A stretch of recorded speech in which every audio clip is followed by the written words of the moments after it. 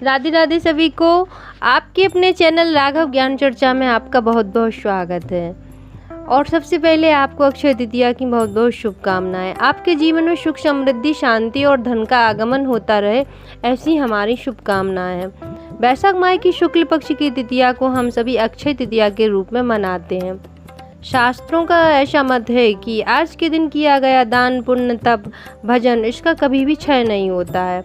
कुछ ही तिथि ऐसी होती हैं जिन तिथियों में हम दान पुण्य तथा भजन करना बेहद शुभकारी मानते हैं तथा इनका कई गुना फल भी हमें प्राप्त होता है, जिसमें एक तिथि है अक्षय तृतीया। यह पूरे साल की बहुत बड़ी तिथि है। इस तिथि की महिमा वेद पुराण तथा उपनिषद में बताई गई है। खास करके विष्णु पुराण, भविष्य पुराण और तैत्तरीय उपनिषद में बताई गई है।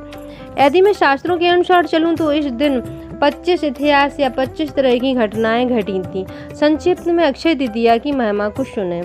आज के दिन को बहुत ही शुभ दिन माना जाता है। आज के ही दिन भगवान कुबेर ने लक्ष्मी जी को धन का बहुत बड़ा खजाना दिया था, इसलिए आज के दिन सोना खरीदना बहुत ही महत्वपूर्ण माना जाता है। साथ ही साथ आज के दिन की अन्नदान की महिमा बहुत ही है। पुराणों में ऐसा लिखा है कि यदि अक्षय तृतीया के दिन हम अन्न का दान करते हैं तो हमारी भक्ति बहुत ज़्यादा बढ़ती है। आज के दिन पितरों को तर्पण करने की बहुत बड़ी महिमा है। साथ ही साथ यह भी कहा गया है कि यदि अक्षय तृतीया के दिन हम पवित्र नदियों में स्नान करते हैं तो हमें बहुत ही बड़ा फल मिलता है। और ये नदियों में नहाना सबके लिए, स्नान करना सबके लिए तो संभव नहीं है, तो उसके लिए हम घर पर ही अपने नहाने वाले पानी में गंगा जल मिलाकर और नदियों का नाम लेकर स्नान करें तो हमें नदी का ही फल प्राप्त होता है। आज के दिन गौ माता की सेवा बहुत ही महत्वपूर्ण मानी गई है। गाय को चारा खिलाना, उसके बछड़े को मीठा दलिया खिलाना, ज़्यादा से ज़्यादा हमें गौ की सेवा करना चाहिए अक्षय तृतीया के दिन। ऐसी मान्यता है कि आज के दिन ही वसंत ऋतु का अंत और ग्रीष्म ऋतु का प्रारंभ हुआ था। आज के दिन से ही भारतवर्ष में उच्च स्तर की गर्मी शुरू होती है और आज के दिन ही माँ गंगा इस धरती पर प्रकट हुई थी। इसी दिन सूर्य वंश में रघुकुल के इक्ष्वाकु वंश के राजा महाराज सगर, फिर अंशुमान, फिर असमंजस और फिर राजा दिलीप और संतों में राजा भगीरथ तपस्या करके माँ गंगा को प्रसन्न किए थे।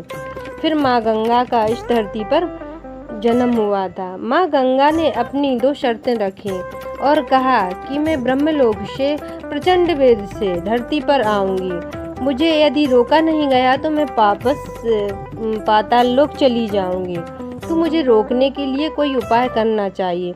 तब शिव जी ने कहा कि माँ मेरी जटाओं में आए, मेरे मस्तक पर आए और फिर मैं धीरे धीरे गंगा को बहने दूंगा। दूसरी शर्त माँ गंगा की यह थी कि मुझ में हजारों लाखों पापी स्नान करेंगे, मैं पापों से भर जाऊंगी, तो मेरे पाप को कौन दूर करेगा।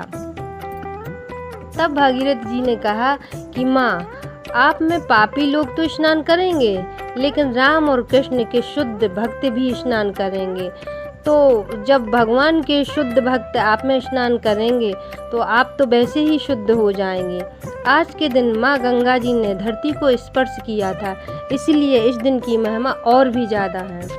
आज के दिन ही सुदामा जी का जन्म हुआ था और आज के दिन की महिमा है कि जगन्नाथ जी की बहुत बड़ी यात्रा निकलती है और उनकी यात्रा में जो 3 रथ निकलते हैं, उन तीनों रथों का निर्माण अक्षय तृतीया के दिन से ही प्रारंभ होता है। और आज के दिन की 5वीं महिमा यह भी है कि परशुराम जी का जन्म भी इसी दिन हुआ था। आज के दिन सूर्य देवता के द्वारा द्रौपदी को अक्षय पात्र की प्राप्ति हुई थी। वो पात्र ऐसा था जिससे जितना जो भी निकालो निकलता ही जाता था, कभी खत्म नहीं होता था। अक्षय तृतीया की 7वीं महिमा यह भी है कि आज के दिन भगवान नर और नारायण का प्राकट्य हुआ था। भगवान नर और नारायण आज भी बद्रीनाथ में तपस्या करते हैं। ऐसी मान्यता है कि यदि कोई व्यक्ति बद्रीनाथ जाता है और भगवान नर नारायण को प्रणाम करता है तो साल भर तक जो उन्होंने तपस्या की उसका फल हमें मिलता है उनको प्रणाम करने मात्र से। आज के दिन की 8वीं महिमा यह भी है कि बद्रीनाथ के कपाट यह द्वार आज ही खुलते हैं, यानी कि अक्षय तृतीया के दिन ही खुलते हैं। अक्षय तृतीया की 9वीं महिमा यह है कि आज के दिन से ही भगवान को चंदन लगाया जाता है, या यूँ कह सकते हैं कि चंदन यात्रा शुरू होती है, क्योंकि गर्मी ज़्यादा बढ़ जाने के कारण भगवान को चंदन लगाने से उनको शीतलता मिलती है, इसलिए आज के दिन से ही चंदन लगाना प्रारंभ किया जाता है। अक्षय तृतीया की 10वीं महिमा वेदों की रक्षा के लिए भगवान विष्णु ने हयग्रीव का अवतार धारण किया था। आज के दिन की 11वीं महिमा है अक्षय तृतीया से ही सतयुग का पहला दिन प्रारंभ होता है, और 12वीं महिमा में बताया गया है कि इस दिन से ही त्रेतायुग का प्रारंभ होता है। 13वीं महिमा में आज के दिन कुरुक्षेत्र को हस्तिनापुर की सभा में द्रौपदी को निर्वस्त्र करने का प्रयास किया गया था। द्रौपदी ने कृष्ण को पुकारा और कहा कि हे मुरारी, मेरी लाज बचाओ, मेरी रक्षा करो। तो भगवान श्री कृष्ण ने द्रौपदी की रक्षा के लिए वस्त्र अवतार धारण किया था। 14वीं महिमा में बताया गया है कि आज के दिन श्री वल्लभाचार्य जी ने गिरिराज गोवर्धन में मंदिर की सेवा पूजा आरंभ की थी, जो सेवा अखंड रूप से आज भी चल रही है।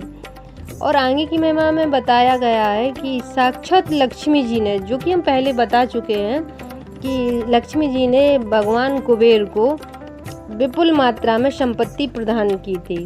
16वीं महिमा में बताया गया है कि साल के 365 दिन में केवल अक्षय तृतीया के दिन ही भगवान बांके बिहारी जी के चरणों का हमें दर्शन होता है।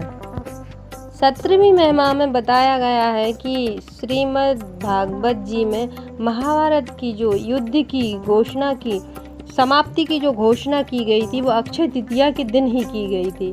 18वीं महिमा में बताया गया है कि अक्षय तृतीया को ही जगत माता अन्नपूर्णा देवी का प्राकट्य हुआ था।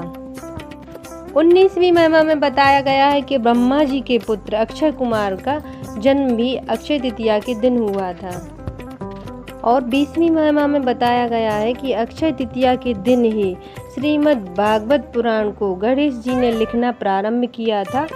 और 21वीं महिमा में बताया गया है कि श्री वेदव्यास जी ने इसको यानी कि भागवत पुराण को बोलना शुरू किया था। 21वीं महिमा में बताया गया है कि जैन धर्म के जो 24 गुरु थे, उनमें जो पहले गुरु थे ऋषभ जी, उन्होंने 13 माह का कोई व्रत रखा था, और अक्षय तृतीया के दिन उन्होंने गन्ना का जूस पीकर उस व्रत का पारण किया था। इस दिन की महिमा इसीलिए और भी ज़्यादा है। अक्षय तृतीया के दिन ही भगवान शंकराचार्य जी ने, जो कि शिव जी के अंश हैं, अवतार लिया था। अक्षय तृतीया को ही कनकधारा स्तोत्र का भगवान शंकराचार्य जी ने लिखना प्रारंभ किया था। तो इस प्रकार हम कह सकते हैं कि अक्षय तृतीया की महिमा अनंत है। अगर आपको हमारा वीडियो अच्छा लगता है तो प्लीज़ वीडियो को लाइक करें, चैनल को सब्सक्राइब करें। आइए मिलते हैं अगले वीडियो में, तब तक के लिए राधे राधे।